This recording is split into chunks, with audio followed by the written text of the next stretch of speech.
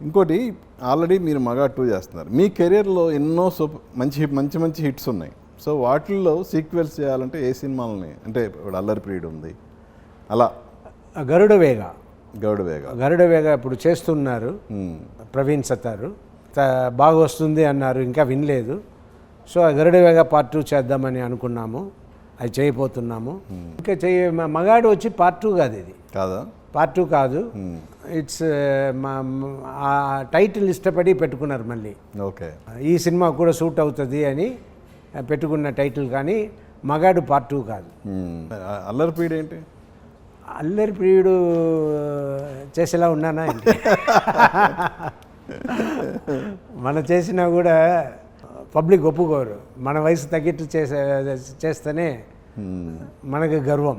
But suit అల్లరి ప్రియుడు అంటే ఇప్పుడు అల్లరి ప్రియుడు లాంటి సినిమానే. నేను ఇప్పుడు యాక్సిడెంట్ అయింది. అవునా? అవును, మా పాప డైలీ చెప్తూ ఉంటుంది, శివాని.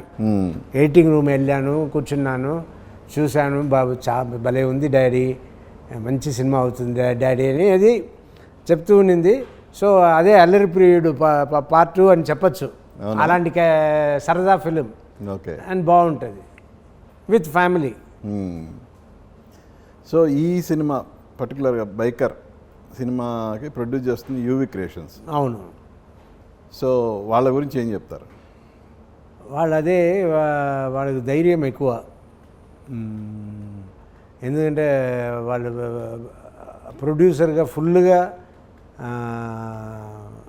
నమ్మి ఇంత ఖర్చు పెట్టి చేశారు. అది రియల్గా వాళ్ళనే మెచ్చుకోవాలి. ఎందుకంటే ఓన్లీ అభిలాషారెడ్డి చెప్పిన స్టోరీయే కదా, దాని ఇంత ఖర్చు అవుతుంది, ఇంత పెద్ద సినిమా అవుతుంది అని వాళ్ళు దేనికి భయపడకుండా, అలాగే ట్రీట్మెంట్ ఏ సినిమాలను చూడలేదు వాళ్ళ ట్రీట్మెంట్.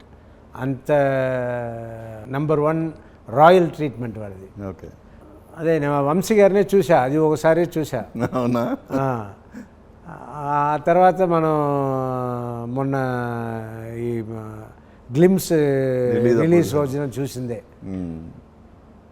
సో అండ్ వాళ్ళ సూపర్ ప్రొడ్యూసర్స్ అన్న పేరు విన్నాను, కానీ వచ్చి చూసి తెలుసుకున్నా కూడా.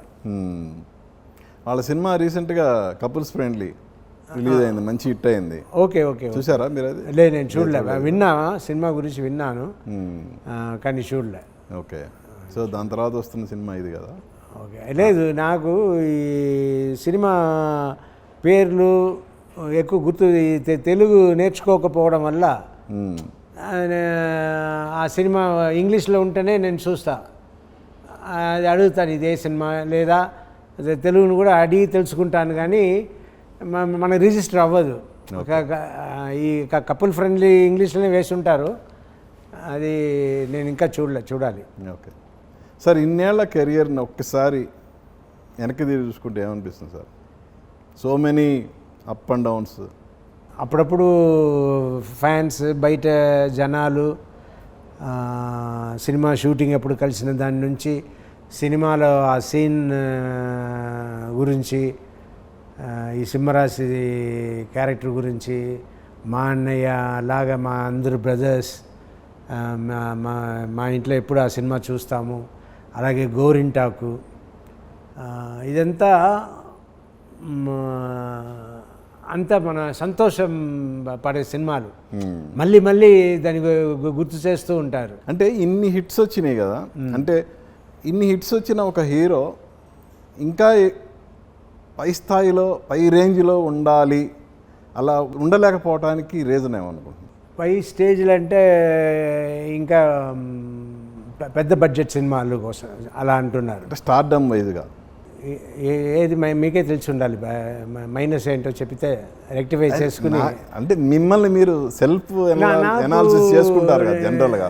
నేను స్టేటస్, ఆ పొజిషన్ అలా నేను ఎప్పుడు సినిమాలు చేయలే.